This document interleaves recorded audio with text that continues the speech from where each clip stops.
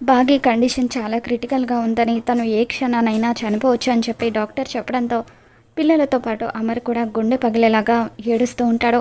అమ్ము కూడా గతంలో బాగీ తనని కాపాడిన విషయాన్ని గుర్తు చేసుకొని చాలా బాధపడిపోతూ ఉంటుంది. మిస్సమ్మ అని గట్టిగా అరుస్తూ ఏడుస్తూ ఉంటే అప్పుడు రామ్మూర్తి పిల్లలను ఓదారుస్తూ, మీరు బాధపడకండమ్మా, కాసేపట్లో మిస్సమ్మ నవ్వుతూ మన దగ్గరికి వస్తుంది, తనకి తన కడుపులో ఉన్న బిడ్డకు ఏమీ కాదు అని చెప్పి రామ్మూర్తి పిల్లలకు ధైర్యం చెప్తూ ఉంటాడు. మొత్తానికి సాధించా మనోహరి, ఆ బాగి చనిపోయిందనే వార్త కాసేపట్లో డాక్టర్ వచ్చి చెప్పబోతుందని చెప్పి చెంబ అంటూ ఉంటే మనోహరి ఎంతగానో ఆనందపడిపోతూ ఉంటుంది. మరోవైపు బాగి త్వరగా కోలుకోవాలని చెప్పి అనాథాశ్రమంలో పిల్లలందరూ కూడా గుడికి వెళ్ళి బాగి కోసం ప్రత్యేక పూజలు చేస్తూ ఉంటారు. పిల్లలంతా కూడా ఎంతో భక్తి శ్రద్ధలతో బాగి త్వరగా కోలుకోవాలని గుడి చుట్టూ కూడా పొర్లు దండాలు పెడుతూ ఉంటారు.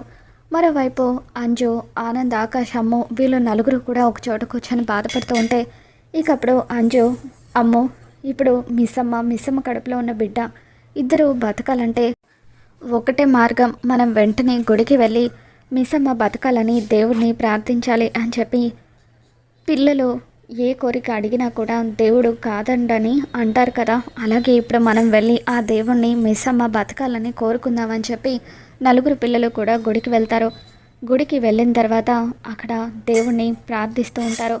ఇక పంతులు గారు నలుగురు పిల్లలు ఎంతగానో ఏడుస్తూ ఉంటే, ఏమైందమ్మా, ఎందుకు అలా అంతలా బాధపడుతున్నారని చెప్పి పంతులు గారు అడుగుతూ ఉంటారు. ఇక దాంతో నలుగురు పిల్లలు, మా మిస్సమ్మ చావు బతుకుల మధ్య హాస్పిటల్లో ఉంది పంతులు గారు, తన కడుపులో ఉన్న బిడ్డ కూడా బతకడం కష్టమని డాక్టర్లు అంటున్నారు, దేవుణ్ణి మా మిస్సమ్మ బతకాలని కోరుకోవడానికి గుడికి వచ్చామని చెప్పి నలుగురు పిల్లలు కూడా అంటూ ఉంటారు. ఇక దాంతో పంతులు గారు స్వచ్ఛమైన మనసుతో, పిల్లలు ఏది కోరుకున్నా సరే ఆ భగవంతుడు ఖచ్చితంగా నెరవేరుస్తాడు తల్లి, మీరు కోరుకున్నట్టుగానే మిస్సమ్మ ఖచ్చితంగా బతుకుతుంది, మిస్సమ్మ బతకడానికి నేను ఇప్పుడే మృత్యుంజయ హోమం జరిపిస్తాను, ఖచ్చితంగా మృత్యుంజయ హోమం చేస్తే మీ మిస్సమ్మ బతుకుతుంది అని చెప్పి పంతులు గారు అంటూ ఉంటారు.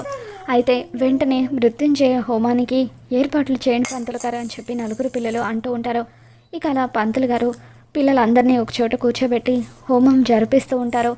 మరోవైపు అనాథాశ్రమంలో పిల్లలంతా కూడా బాగి బతకాలని వేడుకుంటూ ఉంటే అప్పుడు యమలోకంలో ఉన్న గుప్తా ఆరుతో, చూసావా బాలిక, నీ సోదరి బతకాలని ఎంతమంది పిల్లలు వేడుకుంటున్నారో వాళ్ళందరి పూజల ఫలితంగా ఖచ్చితంగా నీ సోదరి బతుకుతుంది అని చెప్పి మాయాదర్పణంలో చూపిస్తూ ఉంటారు.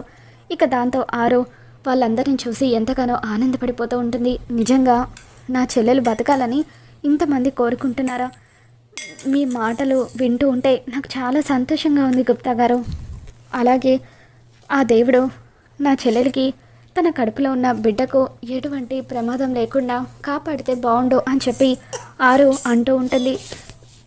మరోవైపు హాస్పిటల్లో బాగిలో ఇంకా ఎటువంటి చలనం లేకపోవడంతో డాక్టర్స్ అమర్తో, సార్, బాగి కడుపులో ఉన్న బిడ్డలో కూడా ఎటువంటి కదలికలు లేవు, ఒక 1 అవర్ అబ్జర్వ్ చేస్తాము, ఒకవేళ బాగీ గారిలో కానీ బిడ్డలో కానీ ఎటువంటి కదలికలు లేకపోతే బాగీ గారికి ఇమీడియట్గా అబార్షన్ చేసేస్తాము, ఆ తర్వాత ట్రీట్మెంట్ స్టార్ట్ చేస్తాము, ఆ ట్రీట్మెంట్ తర్వాత కూడా ఆవిడ 24 గంటల్లోపు స్పృహలోకి రాలేకపోతే అప్పుడు ఆవిడ కూడా బతకడం కష్టమే అని చెప్పి డాక్టర్ అంటూ ఉంటారు.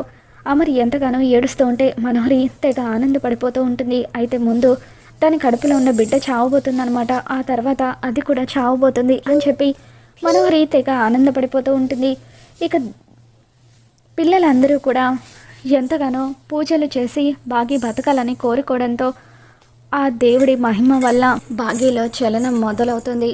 బాగీలో కదలికలు మొదలయ్యి ఒక్కసారిగా బాగి ఊపిరి తీసుకోవడంతో అక్కడే ఉన్న డాక్టర్ బాగిని చెక్ చేస్తూ ఉంటారు. మై గాడ్, ఇప్పటి వరకు బాగీ గారు తన కడుపులో ఉన్న బిడ్డ ఇద్దరు బతకడం కష్టమని అనుకున్నాను, కానీ ఏదో మిరాకిల్ జరిగినట్టుగా ఆవిడ రెస్పాండ్ అవుతున్నారు అని చెప్పి పరిగెత్తుకుంటూ అమర్ దగ్గరికి వస్తారు. అమరేంద్ర గారు, ఇప్పటి వరకు బాగీ గారు బతకడం కష్టమేనని చెప్పాను కదా, కానీ సడన్గా ఏదో మిరాకిల్ జరిగినట్టుగా ఆవిడ కోలుకుంటున్నారు, ఆవిడలో వచ్చిన రెస్పాన్స్ చూస్తూ ఉంటే నిజంగా మాకే ఆశ్చర్యంగా ఉంది. ఆవిడ కోలుకుంటున్నారు అని చెప్పి డాక్టర్ అంటూ ఉంటారు. ఇక దాంతో thanks doctor, thank you so much అని చెప్పి మేము బాగిని ఒకసారి చూడొచ్చా అని అమర్ అడుగుతూ ఉంటాడు. రామూర్తి కూడా చాలా హ్యాపీగా ఫీల్ అవుతూ ఉంటే మనోహరి మాత్రం ఒక్కసారిగా షాక్ అవుతూ ఉంటుంది. ఇక అప్పుడు డాక్టర్ అమర్తో కాసేపు ఇక్కడే వెయిట్ చేయండి అమరేంద్ర గారు, నేను ఒకసారి బాగీ గారిని చెక్ చేసిన తర్వాత చెప్తానని అంటూ ఉంటారు. ఇక దాంతో అమర్ అద్దంలో నుండి బాగీని చూస్తూ ఎంతగానో ఆనందపడిపోతూ ఉంటాడు. బాగీ కళ్ళు తెరిచిన కొద్దిసేపటికే డాక్టర్ నేను ఆయన ఒకసారి చూడొచ్చా అని చెప్పి అడుగుతూ ఉంటుంది. ఇక దాంతో అమరేంద్ర గారు బాగీ గారు మీతోనే మాట్లాడాలంటున్నారు అని చెప్పి డాక్టర్ అంటూ ఉంటారు. అమర్ బాగీ దగ్గరికి వచ్చిన తర్వాత ఎంతగానో ఎమోషనల్ అవుతూ తన చేతిని పట్టుకుంటాడు. ఇక అప్పుడు బాగీ ఎక్కడ మిమ్మల్ని పిల్లల్ని వదిలేసి వెళ్ళిపోతానేమోనని చాలా భయం వేసిందండి అని చెప్పి అంటూ ఉంటే లేదు బాగీ, నీకు నేనుండగా ఏమీ కాదు, నా ప్రాణాలు అడ్డు వేసైనా సరే నిన్ను నేను కాపాడుకుంటానని చెప్పి అమర్ అంటూ ఉంటాడు. ఇక రామూర్తి కూడా బాగీని పట్టుకొని ఏడుస్తూ ఉంటాడు. నాన్న బాధపడకండి నాన్న, నాకేం కాలేదు కదా అని చెప్పి బాగీ అంటూ ఉంటుంది. ఇక కొద్దిసేపటికే పిల్లలంతా కూడా గుడి నుండి హాస్పిటల్కి తిరిగి వస్తారు. బాగీ కోలుకోవడం చూసి పిల్లలు చాలా హ్యాపీగా ఫీల్ అవుతూ మిస్సమ్మ నువ్వు కోలుకోవాలని గుడికి వెళ్ళి నీ పేరు మీద హోమం చేయించాము అని చెప్పి ఇదిగో మిస్సమ్మ బొట్టు అని చెప్పి పిల్లలు బాగీకి బొట్టు పెడతారు. ఈరోజు మీ పూజల ఫలితంగానే నేను బతికి బయటపడ్డానని చెప్పి బాగీ అంటూ ఉంటుంది. ఇక మనోహరి మాత్రం ఎంతగానో బాగీని చూసి అసూయపడుతూ ఉంటుంది. పిల్లలందరూ కూడా బాగీని హగ్ చేసుకొని చాలా సంతోషపడిపోతూ ఉంటారు. ఇక యమలోకంలో ఉన్న గుప్తా ఆరుతో చూసావు కదా బాలిక, నీ సహోదరికి ఏమీ కాలేదు, నీలాగే తను కూడా పుణ్యాత్మురాలు, తను చేసిన పుణ్యమే తనని కాపాడింది అని చెప్పి గుప్తా అంటూ ఉంటారు. అమ్మయ్య మొత్తానికి గండం గడిచిపోయింది అని చెప్పి ఆరు అంటూ ఉంటే అప్పుడు గుప్తా అసలైన గండం ముందే ఉంది బాలిక అని చెప్పి అంటూ ఉంటారు.